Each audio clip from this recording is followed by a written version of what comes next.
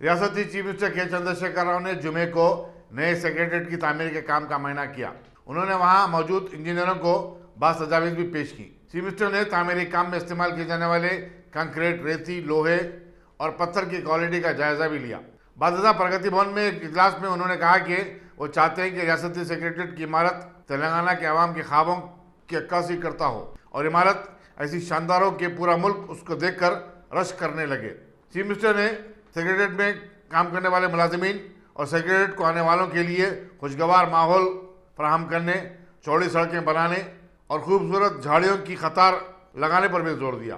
वजीर तामीरात आमा वी प्रशांत रेड्डी, रुकन Rajya Sabha J Santosh Kumar, chief secretary Somesh Kumar, special chief secretary road and building Sunil Sharma, engineering chief Ganapati Reddy और वास्तु के सरकारी मुशीर सुधाकर तेजा वगैरह भी इजलास में शरीक थे।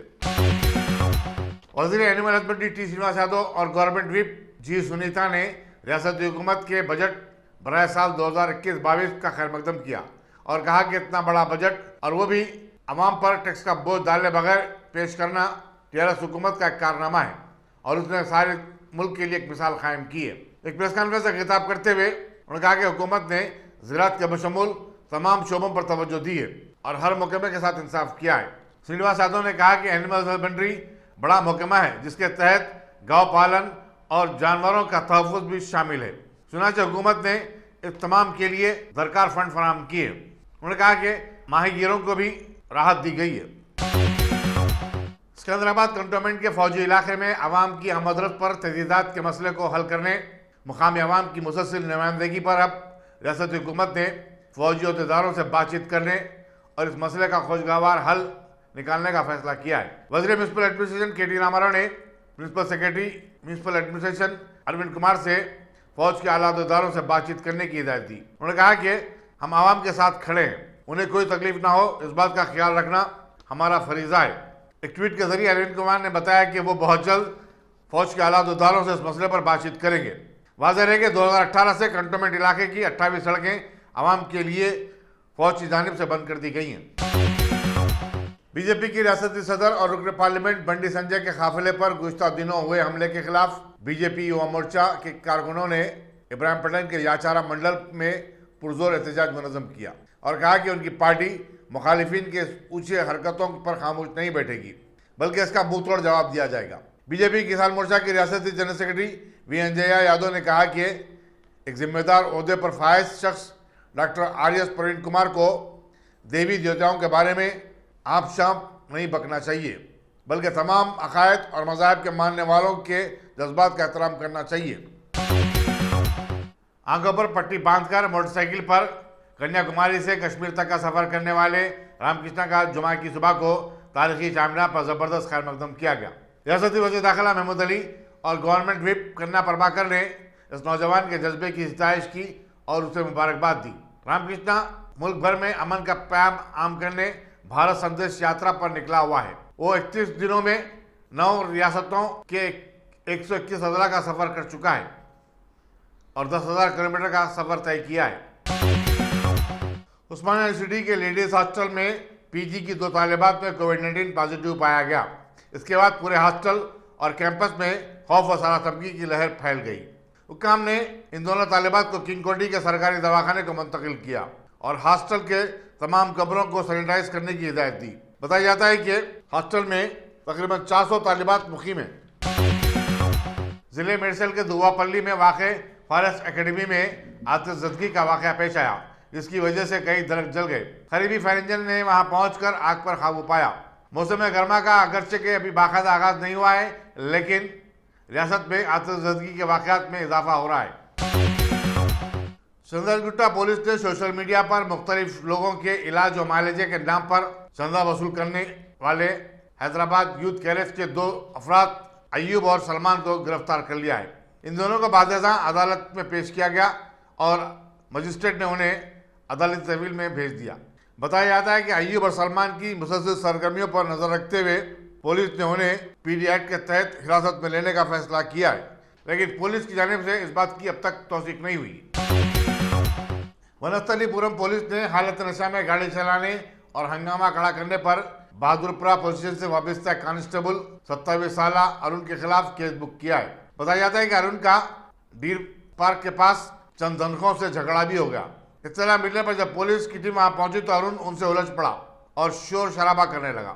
अरुण का तिबी मायना करवा गया तो उसमें अल्कोहल का लेवल मुकर्रर हद से कहीं ज्यादा पाया गया। चित्तूर की इन्फोर्समेंट टीम ने रसागुंडा पुलिस के ताबून से चित्तूर में अफीम की काश करने और उसकी फरोख्त में मुलविस एक बैनुल अक़वामी गिरोह को बेनकाब किया है। कमिश्नर पुलिस रसागुंडा महेश भगवत ने एक प्रेस कॉन्फ्रेंस में बताया कि डी चिन्ना केशुलू चित्तूर में अफीम की काश करता और फिर उसे हैदराबाद और बेंगलुरु जैसे बड़े शहरों को स्मगल करता था। उसके ग्राहक बैरूनी ममालिक जैसे म्यांमार, मलेशिया वगैरह में भी थे, जिन्हें वो किसी न किसी तरीके से ममनुआ मंशियात स्मगल करता था। पुलिस ने उसके कब्जे से 20 लाख रुपए मालियती अफीम के पौधे जब्त किए। मन कमिश्नरेट फस्ट टाइम मन एरिया ओपियम पॉपी कल्टिवेट చేస్తున్నట్టు మా దృష్టికి వచ్చినాయి। నిన్న స్పెసిఫిక్ ఇన్ఫర్మేషన్ మీద కందకూర్ పోలీస్ స్టేషన్ లిమిట్లో ఉన్న లేమూరు గ్రామంలో అక్కడ ఒక పొలంలో 2 ఎకరాలు ఈ ఓపియం కాఫీ అక్కడ కల్టివేట్ చేసినట్లు ఇన్ఫర్మేషన్ మన ఇన్స్పెక్టర్ కందకూర్ వాళ్ళ టీంకి వచ్చినప్పుడు ఇమీడియట్లీ ప్రాపర్ ప్రొసీజర్ ఫాలో చేస్తూ అక్కడ దాడి చేయడం జరిగింది। సో అక్కడ ఒక వ్యక్తి ఆయన పేరు దండుపల్లి చెన్నకేశవులు, ఈయన నేటివ్ వచ్చేసి ప్రస్తుతం ఇక్కడ బుచ్చిరెడ్డి గోవా గార్డెన్ లెమూర్లో, మాత్రం సొంత ఊరు పుటాలపల్లి విలేజ్, నల్లమాడ మండల్, అనంతపూర్ డిస్ట్రిక్ట్, ఆంధ్రప్రదేశ్। అక్కడ మన వాళ్ళు వెళ్ళిన తర్వాత దాదాపు 390 కేజీ ఈ 20 ఇట్లా బ్యాగ్స్ ఉంటుంది ఈ పాపీ సీడ్స్, అది కాయలు అక్కడ దొరికినాయి। 1 కేజీ కాస్ట్ అది 3000 to 5000 మధ్యలో ఆ కాస్ట్ మార్కెట్లో ఉంటుంది। సో మొత్తం ఇది విలువ 20 lakhs రూపీస్ విలువ ఉన్న 390 కేజీ ఈ ఓపియం పాపీ అక్కడ దొరికినాయి। ఈ వ్యక్తి దండుపల్లి చెన్నకేశవులుని మనం ప్రశ్నించిన తర్వాత ఈ ప్లాన్ మొత్తం ఒక దిమీర్ వెంకటరమణ ఎలియాస్ గుట్టకిందపల్లి నాగరాజు, అతను వచ్చేసి గుట్టకిందపల్లి విలేజ్, చౌడేపల్లి మండల్, చిత్తూరు జిల్లా, అతను నిందితుడు। అతను ఈ ప్లాన్ ఇచ్చారు, ఇక్కడ ప్లాన్ని ఎలా ప్లాంటేషన్ చేయాలి, ఎలా కల్టివేషన్ చేయాలని। ఈ దిమ్మీర్ వెంకటరమణ ఎలియాస్ గుట్టకిందపల్లి నాగరాజు ఆల్రెడీ చిత్తూరు జిల్లాలో 16th మార్చి రోజు క్రైమ్ నంబర్ 124 ఆఫ్ 2021 అక్కడ స్పెషల్ ఎన్ఫోర్స్మెంట్ బ్యూరో వాళ్ళు ఆయనకి అరెస్ట్ చేయడం జరిగినాయి। అక్కడ సెపరేట్ కేసు ఉంది ఆయన మీద। సో వాళ్ళిద్దరు కలిసి ఇక్కడ ఈ కల్టివేట్ చేస్తున్నారు। ఈ కల్టివేషన్ చేసిన తర్వాత ఈ మార్చి నెల ఇది సీజన్ ఉంటుంది యాక్చువల్లీ, ఈ మార్చి నెలలో ఈ కాయలన్నీ వచ్చిన తర్వాత మళ్ళా వాళ్ళు బెంగళూరు దగ్గర అమ్ముతున్నారు మార్కెట్, వాళ్ళకి స్టిక్స్ ఎవరు పర్చేస్ చేస్తారు వాళ్ళది ఉన్నాయి అంతా ర్యాకెట్। సో మన స్టేట్ నుంచి పక్కన ఉన్న ఆంధ్ర స్టేట్ నుంచి కర్ణాటకకి ఈ ఓపియం కాఫీ ఫ్రూట్స్ కాయలు వాళ్ళు అక్రమ రవాణా చేస్తున్నారు। మీ అందరికీ తెలుసు ఈ ఓపియం కాఫీ ఫ్రూట్స్ ఏమున్నాయి,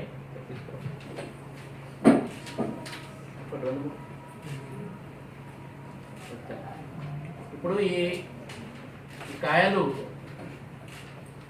1 గ్రామ్ ఈ ఫ్రూట్తో 32 మిల్లీగ్రామ్ మార్ఫిన్ అని అది మాదక ద్రవ్యాలు మార్ఫిన్ తయారవుతుంది. ఆ మార్ఫిన్తో ఇంకా కెమికల్ ప్రాసెస్ చేస్తూ హెరాయిన్ తయారవుతుంది. మనకు మార్కెట్లో 1 kg హెరాయిన్ అంటే 1 కోటి రూపాయలు, 1 crore రూపాయలు. సో హెరాయిన్ తయారు చేయడానికి బేసిక్ ప్రోడక్ట్ అంతే ఇదే, ఈ ఓపియం పాపీ సీడ్. చాలా పెద్ద ప్రాసెస్ ఉంటుంది. ఈ మార్ఫిన్ తయారు చేయడానికి ముందుగా డ్రమ్లో, ఆ డ్రమ్ కింద మొత్తం అది మంటలు పెట్టి దాంట్లో నీళ్లు పోసి ముందుగా బాయిల్ చేస్తారు. దాంట్లో మళ్ళా లైమ్, తర్వాత అమోనియం క్లోరైడ్ మిక్స్ చేస్తే అప్పుడు అది మార్ఫిన్ అది తయారవుతుంది. ఆ మార్ఫిన్ ద్వారా మళ్ళీ ఇంకా కెమికల్ ప్రాసెస్ ద్వారా హెరాయిన్ తయారు చేస్తారు. సో చాలా పెద్ద ప్రాసెస్ అది. వారికి ఈ మన దేశంలో తక్కువ, మాత్రం మనం పక్కన ఉన్న థాయిలాండ్, లాओस, हचमतपेट में 13 एकड़ की कीमती अराजी पर हुक्मरान टीआरएस पार्टी के कायदीन की तरफ से कब्जे की कोशिश को बीजेपी और मोर्चा के कारकुनों ने नाकाम बना दिया। बीजेपी के कायदीन ने बताया कि ओल्ड बोनपल्ली के हचमतपेट में सर्वे नंबर 1 के तहत इस अराजी को खांगी बताते हुए फरोख्त किया जा रहा था। हालांकि अराजी सरकारी है और हुकूमत इस पर गरीबों के लिए डबल बेडरूम मकानात तामीर कर सकती है। ఈరోజు బోయినపల్లిలో ఎంత పెద్ద భూమి ఆక్రమణకి గురిపడుతుందో చూడొచ్చు. 128 ఎకరాలు ఆర్కియాలజీ డిపార్ట్మెంట్ అని చెప్పారు. ఆర్కియాలజీ డిపార్ట్మెంట్ అయితే గవర్నమెంట్కి చెందుతుంది కానీ ప్రైవేట్ వాళ్ళకి ఎట్లా వెళ్తుంది? ఈరోజు ప్రైవేట్ వాళ్ళైనా కానీ నిర్మాణం చేస్తే ఈడ ఎంతో పెద్ద సూపర్ మార్కెట్ అయినా కానీ ఇక్కడ వెంచర్ అనే వేసి ఒక 100 గజాలకి 200 గజాలకు అమ్మొచ్చు. అట్లా కాకుండా పర్మిషన్ లేకుండా 70 గజాలు చేసి ఈడ నాకు అందిన సమాచారం 30 లక్షలకి 40 లక్షలకి 50-70 గజాలు అమ్ముతున్నారు. ఈరోజు ఇది ఇక్కడనే అస్మాన్పేట వాసులు ఎవరైనా కొంటే వాళ్ళు ఎవరి దగ్గరికి వెళ్ళాలా? గవర్నమెంట్ వచ్చి కూల్చేసిందంటే మీకు పర్మిషన్ లేదు, మీరు 100 గజాలు ఉంటే విత్ లోన్ తోటి వెళ్ళి కట్టుకోవచ్చు అని చెప్పొచ్చు. ఈరోజు 70 గజాలకి లోన్ వస్తుందని అడుగుతున్నా ఈ ప్రభుత్వాన్ని. ఇంతమంది దగ్గర 150 ఇళ్ళు నిర్మాణం జరుగుతుంది. మీరు ఇట్లాంటి ప్లేస్లో కమర్షియల్ కాంప్లెక్స్ ఎందుకు కట్టలేరు? మీరు కమర్షియల్ మీ ల్యాండ్ అయితే కమర్షియల్ ల్యాండ్ కట్టాలి కదా. 70 గజాలని చేసి ఇక్కడ ఉన్న పేద ప్రజల డబ్బుని దోచుకుంటున్నారు.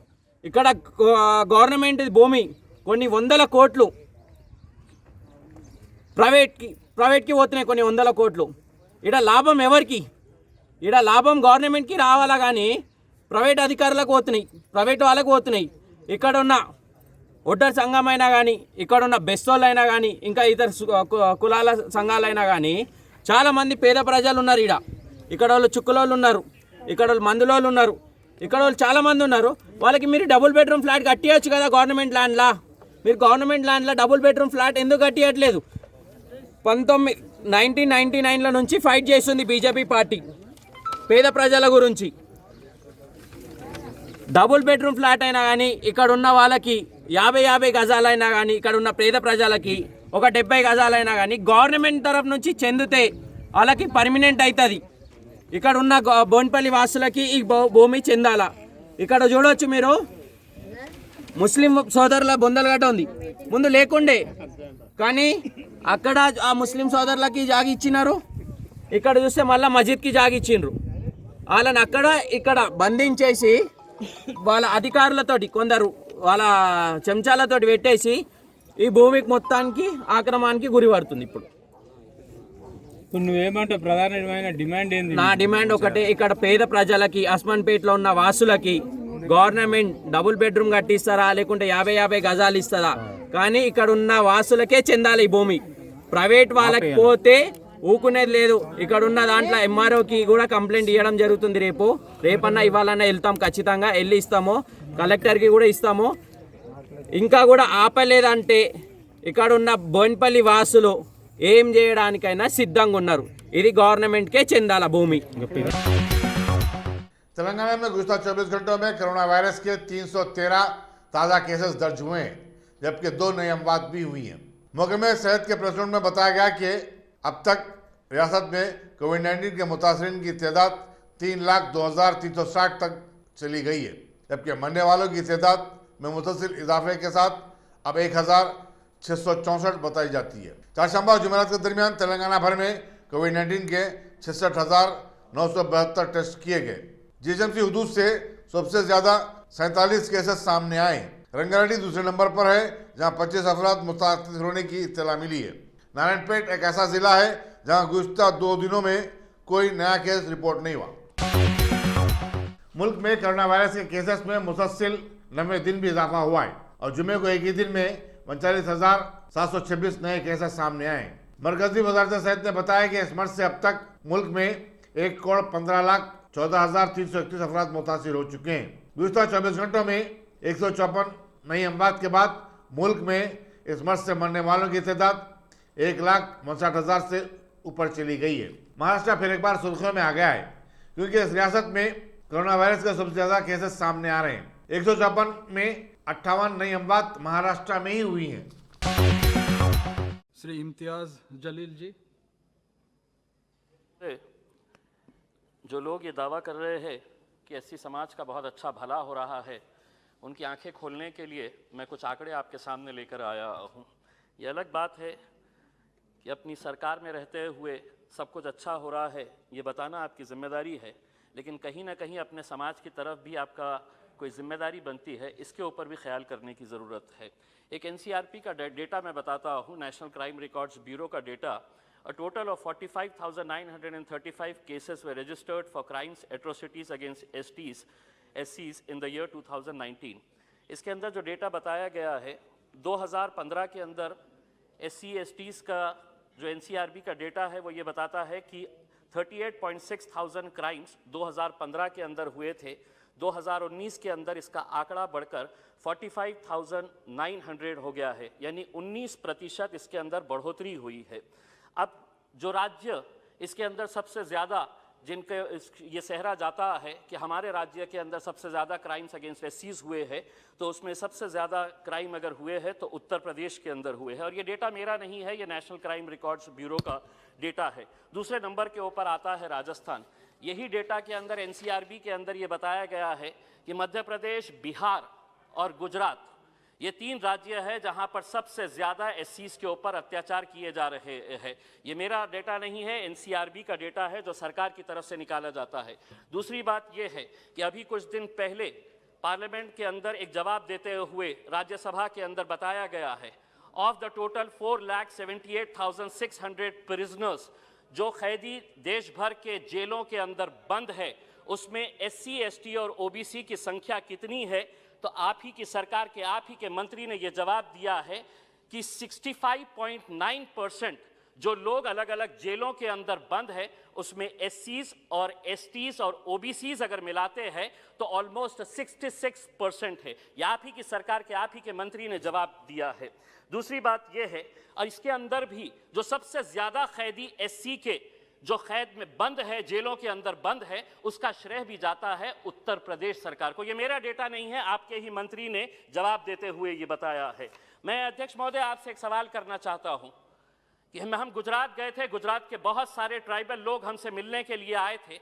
हम सरकार से ये जवाब चाहते हैं कि आपने जिस 5,000 करोड़ रुपए का सरदार वल्लभ भाई पटेल साहब का जो स्टैच्यू बनाया है, उसके अतराफ अब आपने एक ऐसा नोटिफिकेशन जारी किया है जिसके जरिए 122 गांव के आदिवासियों को खाली करने का हुक्म दिया गया है, क्योंकि सरकार चाहती है कि वहां पर टूरिज्म के प्रोजेक्ट्स बनाए जाए। हम चाहेंगे कि मंत्री जी आप अपना जवाब देते वक्त इसके अंदर खुलासा करें कि कितने सारे ट्राइबल्स, कितने सारे आदिवासी उन गुजरात के 122 गांव से अंदर से आप खाली करवाने के लिए जा रहे हैं।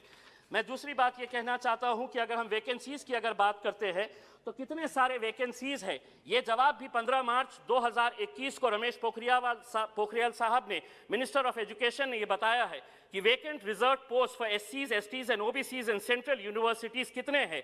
तो SCs के 2847, ये सीनियर जो हमारे हाई प्रोफाइल इंस्टीट्यूशंस है वहां की हम बात कर रहे हैं।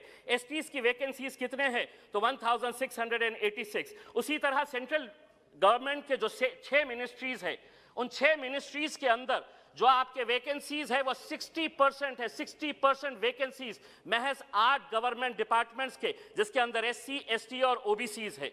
अध्यक्ष महोदय, कुछ देर पहले मैं ये भाषण देने के लिए जब आ रहा था तो कुछ देर पहले राष्ट्रवादी कांग्रेस के एक वरिष्ठ नेता सुनील तटकरे साहब बड़े जोश के साथ भाषण कर रहे थे और ये कह रहे थे कि हमको मराठाओं को रिजर्वेशन मिलना चाहिए, सरकार ने ये किया है, धनगरों को भी मिलना चाहिए। मैं उनसे ये सवाल करना चाहता हूं कि सरकार आपकी थी, उस वक्त आपने ये क्यों फैसला नहीं लिए? और उनका भाषण सुनकर मुझे तो ऐसा लगा कि गिरगिट भी शर्मा जाए कि रंग कैसे बदलते हैं हमारे राजनेता, कि जब सरकार के अंदर थे, कांग्रेस और राष्ट्रवादी कांग्रेस की सरकार थी, तब उस वक्त देवेंद्र फडणवीस साहब जो भारतीय जनता पार्टी के, जिन्हें माइनॉरिटी से कोई लेना देना नहीं है, शिवसेना और भारतीय जनता पार्टी के लोगों से ये कहते थे, देवेंद्र फडणवीस साहब के, हमको रिजर्वेशन आप माइनॉरिटीज को दीजिए, मुसलमानों को दीजिए। आज जब सत्ता के अंदर है तो बिल्कुल खामोश, एक जिक्र भी नहीं किया जा रहा है कि मुसलमानों के रिजर्वेशन के बारे में भी बात की जाए करके।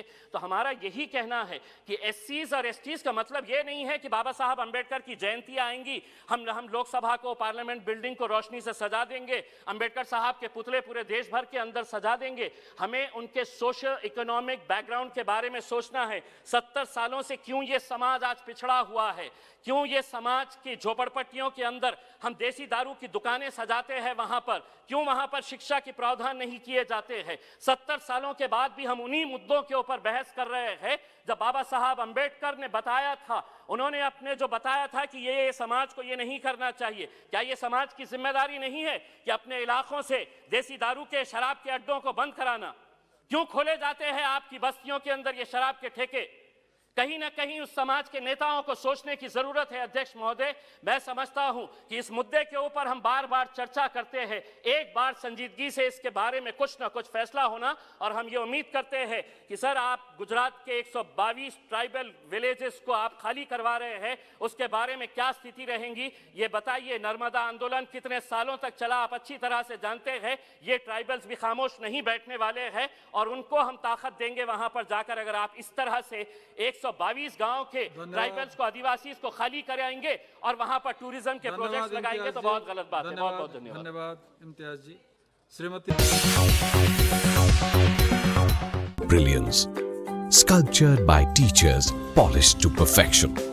If opportunity does not knock, I will build a door. To us, success comes in cans, not in can'ts. Success is falling 9 times, getting up 10. Some people dream of success, others put their heart and soul into working for it.